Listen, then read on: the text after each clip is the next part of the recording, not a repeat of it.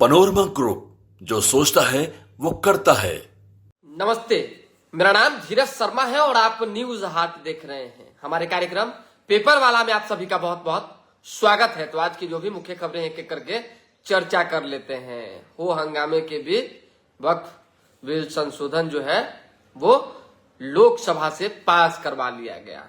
अब लगभग ये मान लिया जाए कि जितने भी वक्फ की जमीन पर कब्जा करने वाली जो गैंग है उसका खात्मा होना शुरू हो जाएगा। बाप रे बाप, चारों तरफ मतलब कि हाहाकार जैसी स्थिति थी। मतलब कि जहां मन वहां लूट लो, मतलब ऐसा लूट मचा हुआ रहता था कि मत पूछिए। जिस जमीन पर वक्फ की नजर चली गई, चाहे उनके ठेकेदारों की नजर चली गई, वो जमीन अपना है, किसी तरह से उसको अपना बना लेना है। यहां तक कि कल जो बयान आया एक मुस्लिम नेता का, हम नाम नहीं लेंगे, सोचिए कि उत्तर प्रदेश का राजभवन की जो जमीन है वो भी वक्फ के नाम पर है। पेपर उन्होंने निकलवा रखा। हर एक चीज की अब जांच होगी। केंद्रीय गृह मंत्री अमित शाह ने कल सदन में हर चीज क्लियर कर दिया है। कहीं किसी तरह की कोई बात नहीं रह गई है जिसमें क्लियर करना बच गया है। किरण रिजिजू ने जो बयान दिए और जिस तरीके से उन्होंने जो है वक्फ की जमीन मामले में और संशोधन मामले में समझाया, इससे हर एक मुसलमान खुश है। हर एक तो नहीं कहेंगे, लेकिन वो मुसलमान जरूर खुश है जो जिल्लत की जिंदगी जी रहे हैं। 2000 करोड़ रुपया सालाना वक्फ को मिलने के बाद भी इतनी कमाई हो रही है। सोच लीजिए, 2000 करोड़ के 200 करोड़ की हम बात कर रहे हैं, हर साल कमाई हो रहा है। फिर भी मुसलमान जो है गरीब है। क्यों गरीब है, इस पर भी अब जो है चर्चाएं होंगी। इससे पहले भी जो है आपको याद होगा, सच्चर कमेटी जब बनाई गई थी तो इसी उद्देश्य से बनाई गई थी ताकि मुस्लिमों की आर्थिक स्थिति को सही किया जाए।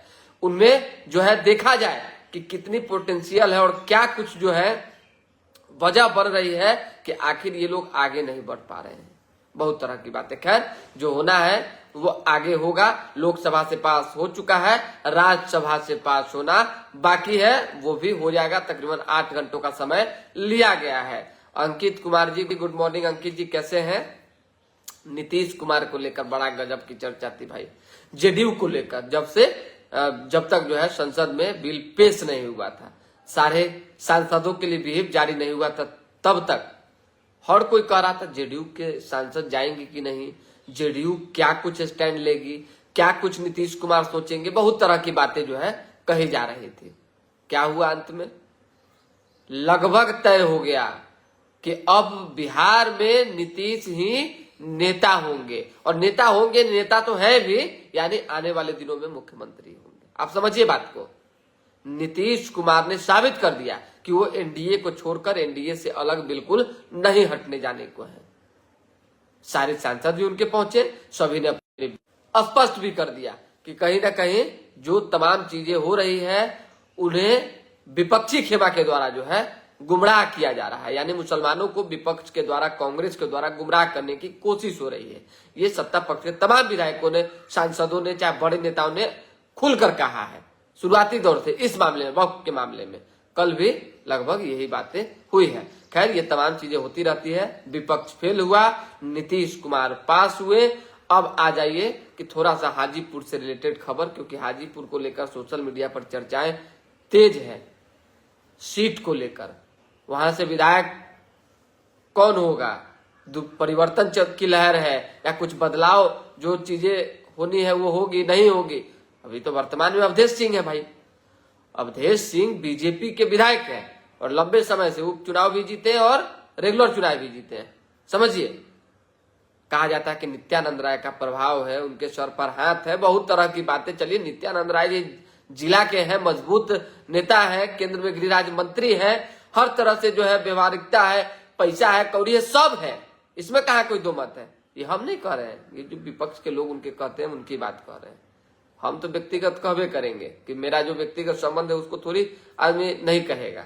लेकिन अवधेश सिंह को लेकर लोगों में जो नाराजगी है वो नाराजगी इस चीज की है कि 5 साल तक जहां मन वहां गड्ढा खन दिया, जहां मन जो है वहां नाला बहा दिया, सड़क की स्थिति, शहर की स्थिति, मतलब मत पूछिए, एकदम बद से बदतर। और अब जो है टेंडर पर टेंडर जारी हो रहा है। अब जो है विधायक घूम रहे हैं लगातार चारों तरफ इधर उधर। इससे क्या हो जाएगा? हम तो टीम लगाए हुए हैं, एक एक लोगों से हम जानकारी ले रहे हैं। बड़ा विरोध है, बहुत विरोध है। व्यक्तिगत हम बात कर रहे हैं कि विरोध है तो है। और लंबा समय जब भी किसी क्षेत्र में किसी विधायक का हो जाता है तो थोड़ा बहुत परिवर्तन के मूड में भी लोग आते हैं।